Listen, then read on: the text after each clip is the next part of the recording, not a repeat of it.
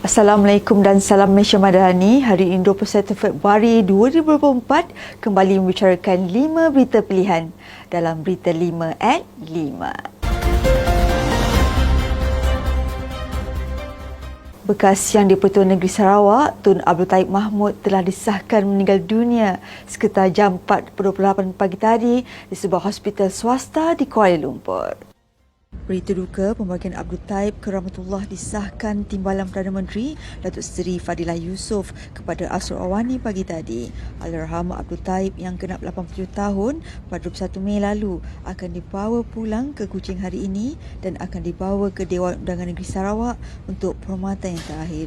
Sebelum ini, Abdul Taib merupakan satu-satunya figura politik era perubahan Malaysia yang masih hidup dan pernah berada dalam Kabinet Sarawak yang ditubuhkan pada 22 Julai 1963. Allahyarham yang meninggal dunia pagi tadi adalah figura penting yang bawa perubahan besar kepada rakyat Sarawak sejak beliau mengambil alih tampuk kepimpinan Kerajaan Sarawak pada tahun 1981.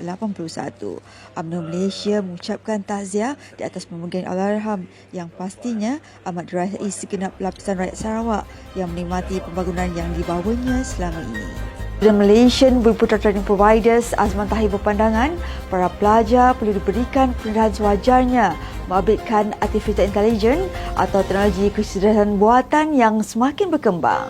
Katanya, ia penting bagi memastikan para pelajar mendapat bimbingan awal mengupdatekan teknologi AI yang boleh dimanfaatkan sebagai persediaan yang berdepani segmen pembelajaran dan pendidikan. Teknologi AI di Malaysia juga menunjukkan kadar peningkatan ketara dalam usaha untuk membangunkan kemahiran yang penting melalui pendidikan abad ke-21. Sistem pembelajaran berasaskan teknologi AI lihat berpotensi menyediakan pengalaman pembelajaran interaktif dan mencabar untuk membangunkan kemahiran murid bermula di sekolah rendah. Beliau berpandangan setiap pelajar universiti juga perlu didedahkan dalam pembelajaran teknologi AI agar kesedaran terhadap teknologi ini semakin baik serta berupaya menghasilkan ciptaan baru dalam teknologi. Beliau berkata demikian pada program bersama panel pengurus besar Lebuh Raya Pantai Barat Syed Muhammad Idit dalam segmen #Hitam Putih Kelabu. Menteri Besar Johor Datuk Onn Hafiz Ghazi yakin dan percaya jalan kerjasama yang baik antara kerajaan negeri dan pusat perlu sentiasa diperkukuh demi manfaat kepada rakyat.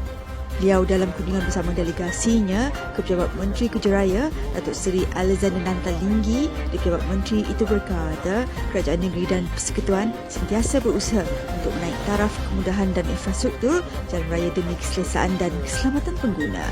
Beliau bagaimanapun berterima kasih di atas kepercayaan pihak Kementerian Kejaraya di atas kelulusan beberapa projek di Johor termasuklah RM120 juta bagi menaikkan aras jalan laluan Johor Bahru Mersing, RM39 juta bagi baik pulih jalan rosak kesan daripada bencana banjir dan RM9 juta bagi baik pulih jalan di Jalan Felda Ulu Tebrau.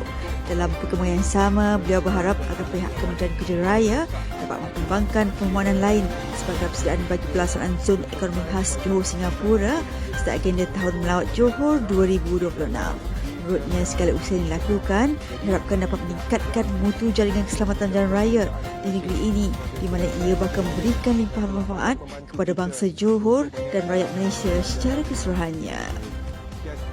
UMNO terbukti sebagai satu-satunya parti yang masih tangguh dan bertahan teguh dalam membela kepentingan orang Melayu Bumiputera serta rakyat Malaysia dan kekal sebagai pertanyaan utama kepada Parti Barisan Nasional yang menggalas perjuangan demi agama, bangsa dan negara. Ketua UMNO bahagian Lahad Datu Syarif Musa Syarif Mabul menjelaskan bahawa beliau sentiasa mengaktifkan gerak kerja di bahagiannya sebagai tujuan utama dan tempat mengadu segala permasalahan rakyat serta menggerakkan usaha dalam menyampaikan sebarang bantuan.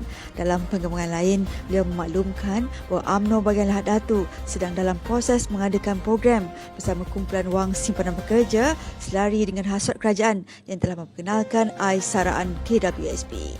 Baginya Aisaraan KWSP adalah caruman sukarela yang terbaik yang telah diperkenalkan Kerajaan Perpaduan bagi membolehkan ahli yang bekerja sendiri dan tiada pendapatan tetap termasuk suri rumah untuk membuat caruman sukarela untuk tujuan persaraan mereka. Kerajaan berhasrat menghantar lebih ramai pelajar Malaysia mengikuti pengajian dalam bidang pendidikan teknikal dan latihan vokasional di China selaras dengan Dasar Pandang ke Timur 2.0. Timbalan Perdana Menteri Datuk Seri Dr. Ahmad Zahid Hamidie berkata perancangan itu adalah antara usaha kerajaan dalam memperkasa tifat negara selepas berhasrat menghantar lebih ramai pelajar Malaysia ke Jepun dan Korea Selatan. Beliau berkata selain Jepun dan Korea Selatan, Perdana Menteri Datuk Seri Anwar Ibrahim juga berhasrat untuk melihat penghantaran pelajar Malaysia ke China bagi mempelajari beberapa bidang ilmu berteknologi tinggi. Katanya dasar Penang ke Timur 1.0 sebelum ini tidak memasukkan China, sedangkan negara tersebut sama maju dengan Jepun dan Korea Selatan. Beliau berkata demikian selepas melawat Institut Teknologi Nasional College Tokyo bagi mempelajari model Kosen di sini semalam. Terdahulu, Ahmad Zahid yang meluangkan masa menghadiri Majlis Ramah Mesra dengan kira-kira 70 pelajar Malaysia di Jepun memaklumkan lebih ramai pelajar akan dihantar mengikuti pengajian TVET di luar negara selaras usaha kerajaan memperkasa bidang TVET negara. Sekian sahaja daripada saya, Adib Ahmad. Jangan lupa temu janji kita Isnin hingga Jumaat jam 5 petang. 5 berita pilihan hanya di Berita 5 at 5. Assalamualaikum dan salam Malaysia Madani.